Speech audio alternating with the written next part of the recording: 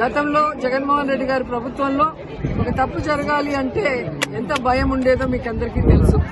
So ఎవరైనా కూడా దిశ app ని యూజ్ చేయకుండా ఏదైనా అఘాయిత్యానికి అమ్మాయిలు లోబడితే 24 గంటల లోపల నేరస్తుల్ని అరెస్ట్ చేసి వారిని శిక్షించే విధంగా చట్టాల్ని కఠినతరం చేశారు. కాబట్టి ఆ రోజుల్లో ముచ్చుమరి లాంటి ఘటనలు జరగటం అనేది మనం చూసుండం. అసలు ఆ కుటుంబాన్ని పరామర్శించడానికి సీఎం గారు గాని హోంమంత్రి గారు గాని వెళ్లలేదు అంటే కారణం ఏంటో నాకైతే అర్థం కాలేదు.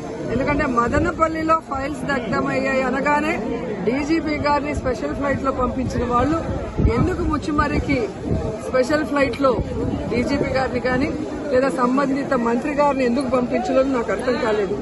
అలాగే నిన్న పేపర్లో చూశాను, గుడ్లవల్లేరు కాలేజీలో బాత్రూమ్స్ లో హిడెన్ కెమెరాలు పెట్టారని పిల్లలు వచ్చి ఆడపిల్లలు చెప్తే అసలు అక్కడ ఏం జరగలేదని ఎస్పీ గారు చెప్పడం చాలా దురదృష్టకరం. ఈరోజు 300 మంది పిల్లలు ఈరోజు న్యాయం కావాలంటూ ధర్నా చేస్తుంటే ఇప్పుడు విచారణ చేస్తామని దిగిరావటం అనేది మనమంతా కూడా గమనించాల్సిన విషయం. అలాగే ఈ ప్రభుత్వం వచ్చిన తర్వాత మీరు చూస్తే ర్యాగింగ్ భూతం ఎలా ఎక్కువైందో మనం కళ్ళారా చూస్తున్నాం. నారాయణ కాలేజీలో మెడికల్ విద్యార్థినిని ర్యాగింగ్ చేసి చంపేశారు. అలాగే కలికిరిలో జేఎన్టీయూలో విద్యార్థి ర్యాగింగ్ చేయడం వల్ల ఎలా ఆత్మహత్య చేసుకుందో గమనించాం.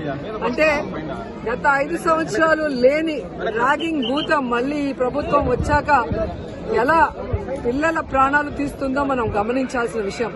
నేను ఈ ప్రభుత్వానికి ఒకటే చెప్పగలను, రెడ్ బుక్ రాజ్యాంగం మీద పెట్టిన దృష్టి ఇంట్రెస్ట్ పక్కన పెట్టి ఆడపిల్లకి రక్షణ కల్పించడంలో గౌరవాన్ని కల్పించడంలో మీరు ముందుండాలని కూడా వాళ్ళని కోరుకుంటున్నాను.